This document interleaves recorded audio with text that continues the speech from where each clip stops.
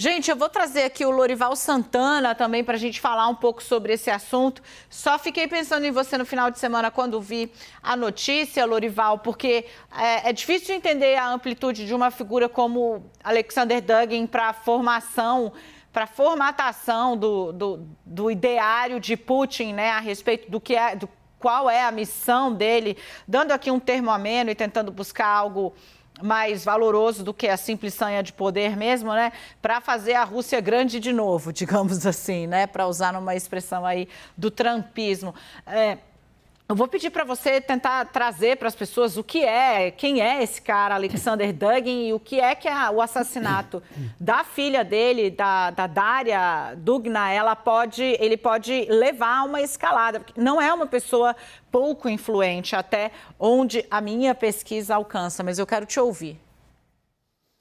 Essa ideia de reconstruir o Império Soviético é uma obsessão do Vladimir Putin desde o fim do Império Soviético. Ele fez um mestrado sobre isso, orientado pelo Anatoly Sobchak, que seria o prefeito de São Petersburgo, e que foi quem lançou o Putin na política em São Petersburgo e depois o levou para o Kremlin. Então, essa é uma ideia do Putin, originalmente, não foi algo que o Alexander Dugin introjetou no Putin.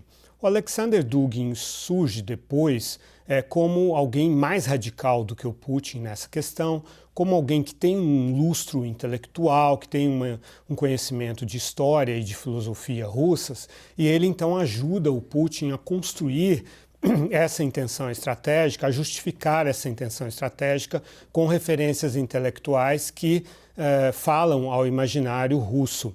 Ele, por exemplo, em 2014, ele foi a favor da anexação do Donbass e o Putin não fez isso. Então, o Putin não faz o que o Dugin diz, né? Ele escuta o Dugin como escuta outras pessoas também, mas o Putin age de acordo com os seus próprios objetivos políticos. Então, a morte dela tem um impacto forte, né?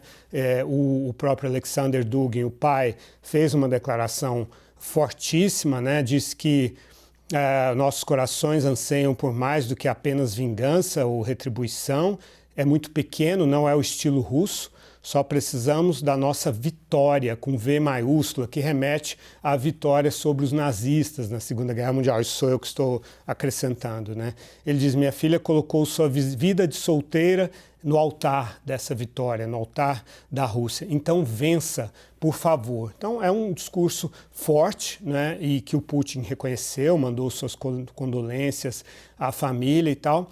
Agora, como o Putin vai utilizar isso, depende de outros fatores, depende dos objetivos dele neste momento, né? Como eu venho analisando, a guerra entrou noutra fase, em que é a Ucrânia que está com a iniciativa. A Ucrânia está fazendo uma contraofensiva. Então o Putin vai utilizar essa história de acordo com os objetivos táticos e certamente está fazendo uma revisão tática desses objetivos no momento, porque a situação mudou, há um equilíbrio de forças neste momento. Agora, calma, o Lori ele estava querendo mesmo falar sobre essa nova fase da guerra. A gente tem até uma tarja preparada e eu que pedi para que ele explicasse esse personagem para vocês, mas vamos falar dessa nova fase. Eu ouvi, a guerra de narrativas, né, além da violência, tudo, ela está a todo vapor agora. Você tem, de um lado, a constatação de que o exército ucraniano está numa posição, digamos, mais proativa, e do outro lado também a promessa da Rússia que vai ampliar e acelerar, digamos, a tomada desses espaços e a incorporação de espaços ucranianos ao território russo, como se deles fossem. Lorival, o que para de pé diante disso? Não, a Rússia não tem condições militares de avançar neste momento.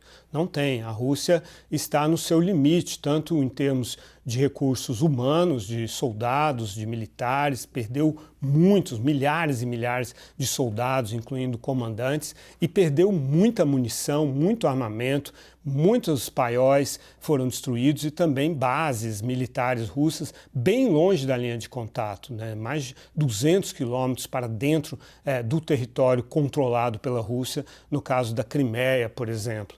Então, a Rússia não tem essa, nem que quisesse, não poderia, ela gostaria de poder fazer isso, avançar, mas não tem, flagrantemente não tem condições. Assim como a Ucrânia também não tem condições de derrotar a Rússia de forma flagrosa neste momento. Por isso é que eu digo que há um equilíbrio de forças. A palavra técnica não é impasse, porque impasse sugere uma certa estabilidade. A situação é muito ativa e muito fluida, mas há um equilíbrio de forças, ambos atacando fortemente. E a Rússia mantendo o mundo sob uma espada, ao ter transformado a usina nuclear de Zaporizhia, a maior da Europa, numa base militar. Lorival, as imagens aqui do lado, né, gente? Que inferno isso, que não acaba, o país inteiro no chão, as pessoas morrendo, usina nuclear transformada em base militar, uma tragédia.